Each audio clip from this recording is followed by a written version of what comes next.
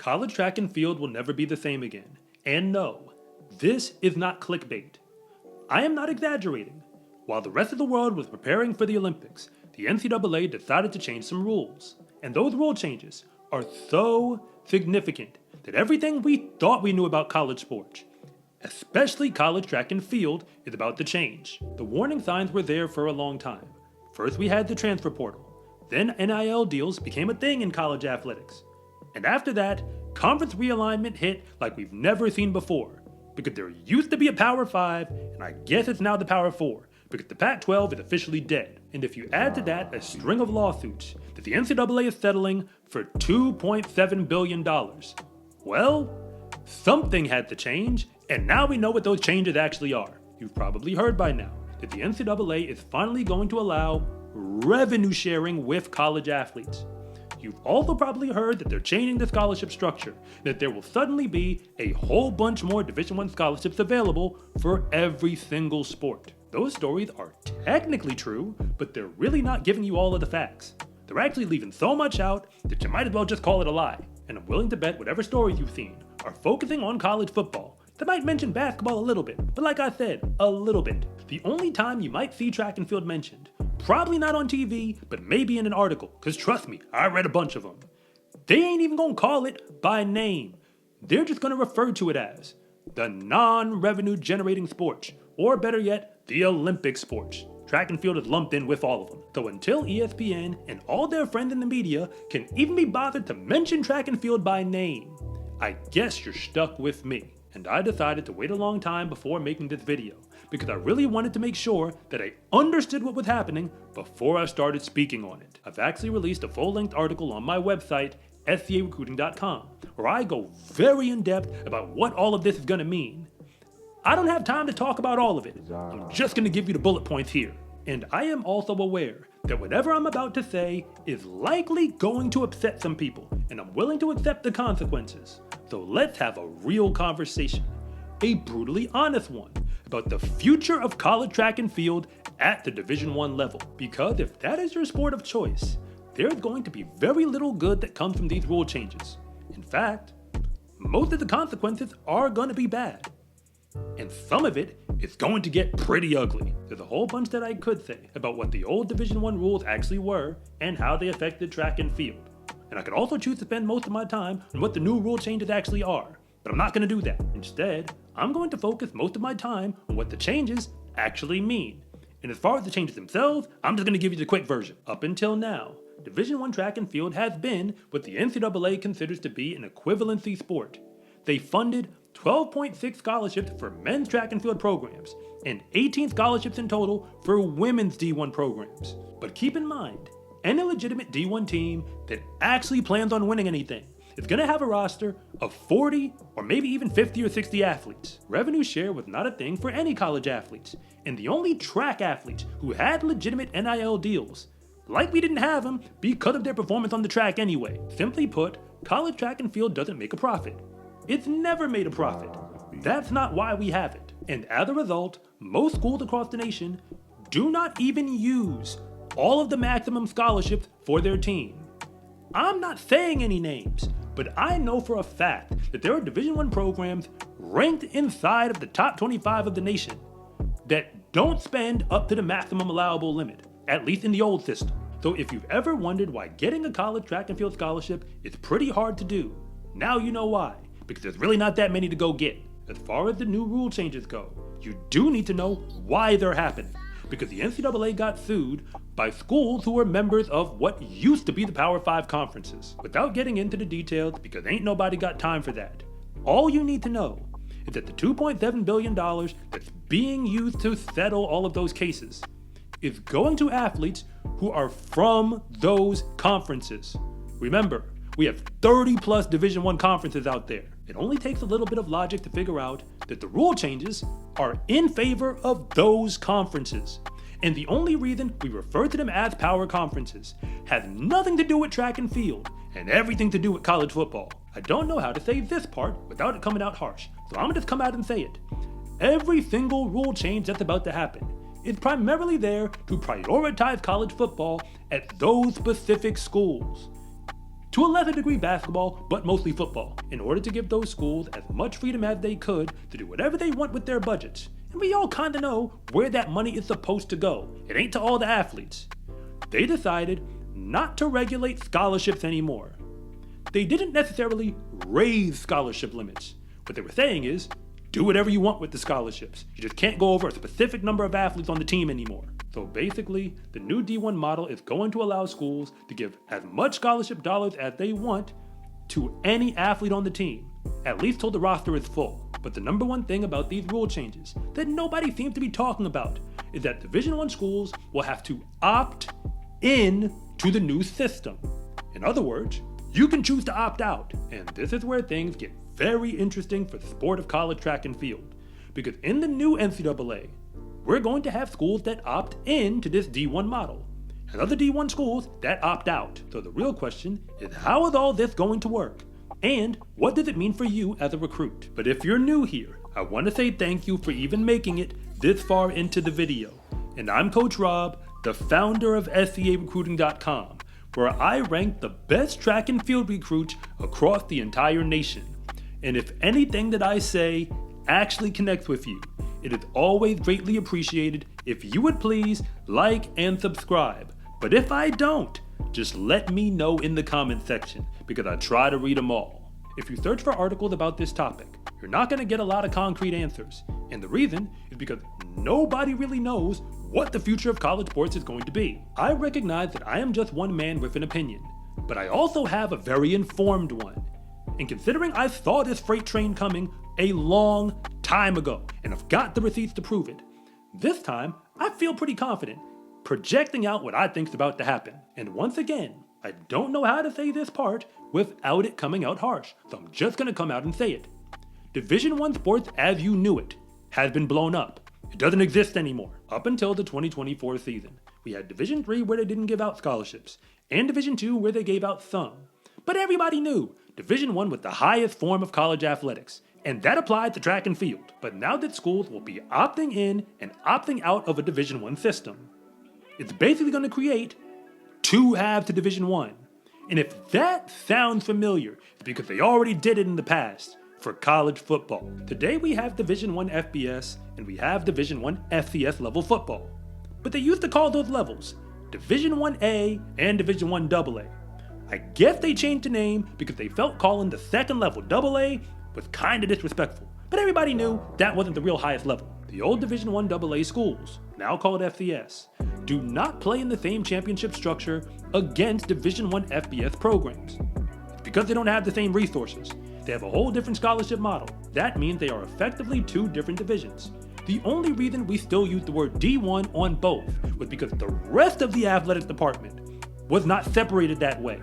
But when schools start opting in and opting out to this new model, the entire department now is going to have to operate under new rules. Division I-A rules are what I'm going to call them. And if you choose to opt out, you're under a separate set of rules. Division I AA rules, that's what I'd like to call that then. So instead of having 3 divisions, we're basically going to have 4. But I'm still focusing on all the schools that call themselves Division I right now. So what is about to happen to all the schools that opt in and all the schools that opt out? Specifically to your track and field program, because nobody else is going to tell you. If you are a school in the power conferences and wants to remain in those conferences, you have no choice. You need to opt in. That does mean that technically you can spend more resources now than you used to on track and field. You just don't have much of an incentive to do so. There is a reason why every single outdoor track and field championship from 1983 till now on the men's and women's sides has been won by a team that is currently going to be in a power conference going forward. Simply put, those schools are already getting most of the top track and field recruits. But remember, the new rule change is going to put a roster cap on these schools. And it's also going to tell them you can do whatever you want with the budget. Some of those track teams are going to get more funding, but it's likely just going to widen the gap between the teams that always win everything and the ones that don't. If I'm an athletic director at a school that doesn't win much in track and field, I'm going to look to slash the budget because I'm going to need to give more money to you already know what team. And the roster cap issue is going to kick some athletes off the team because 45 athletes is the new cap. And there are some programs in those conferences with rosters as high as 60 on either the men's or women's sides. So I can't tell you where those athletes are going to end up. And if you are a new recruit trying to get to that level, it's going to be a little bit harder because there's fewer roster spots to get. It doesn't make a whole lot of sense that a bunch of new scholarship dollars are going to be spent because the athletes are still the same athletes. Why would an athletic director want to spend more money for the same athletes to finish in the same place they did last year? Track and field scholarships have always only gone to athletes that programs think are going to help them win at the highest level. I mean big-time conference championships and national championship level. There's a limited supply of them to go around the NCAA, and the majority of athletes who compete in Division I, even on those teams, are not getting a lot of scholarship dollars. But the real problem is not for the schools in the power conferences. It's for all the other schools that are not in those conferences that still choose to opt in anyway, because they're going to need to find a whole bunch of football money in order to stay competitive. And they're not going to make anywhere near as much revenue as the schools I just described. So when you're looking for money, you don't have a whole bunch lying around, you start looking at the same budget you already had and look for places to cut. Some athletic directors have made it clear already that cutting programs will be on the table. And they normally say it with non-revenue generating sports, and we know who's included in that group. And even if a program at one of those schools does survive, the roster cap rule is a big issue, and here's why. When you're not able to fund as many scholarships as the next school, which is what most of the programs are doing right now, the cheat code to get around it is to get as many athletes on your team as possible, even if they don't have scholarships. Many of the top Division II programs in the nation right now are able to compete with some of the better D1 programs.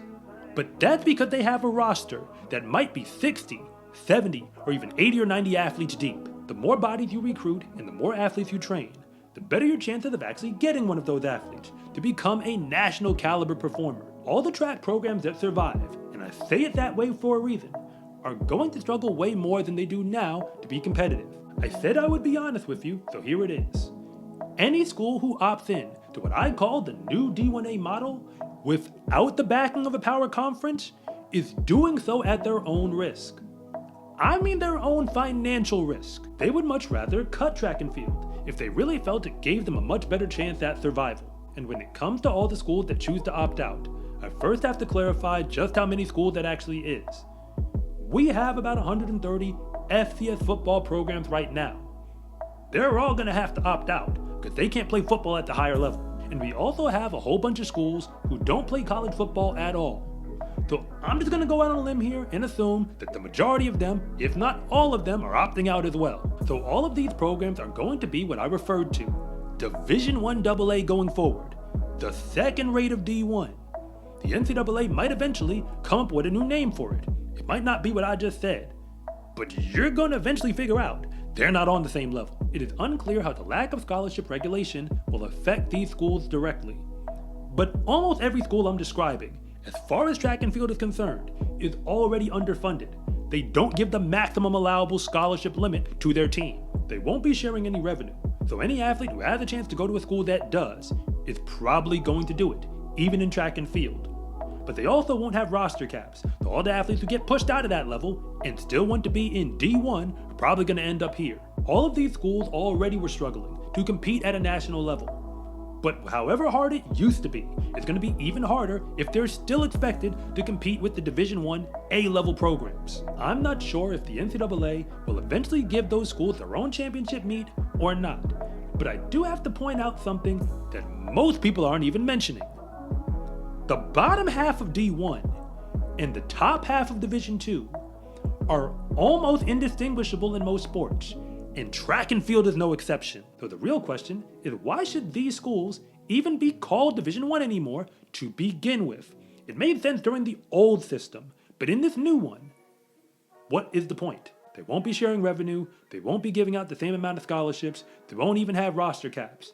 So there's really nothing the same between them and the other group. And if you really think you can tell the difference between high-level D2 and low-level D1, just answer this question. Which of these conferences is actually in D1? The Northeast Conference or the Northeast 10 Conference? We could easily swap them back and forth in just about every single sport and nobody would notice. That includes track and field. For the record, the Northeast Conference is Division I, but if the NCAA does not create a separate championship structure for the programs that opt out, we could still see track and field programs at some of those schools get cut. It's going to be hard to convince some athletic directors, especially those who have track programs that are already at the bottom of their conferences, to keep funding those programs when the schools at the top are going to be outspending them even more.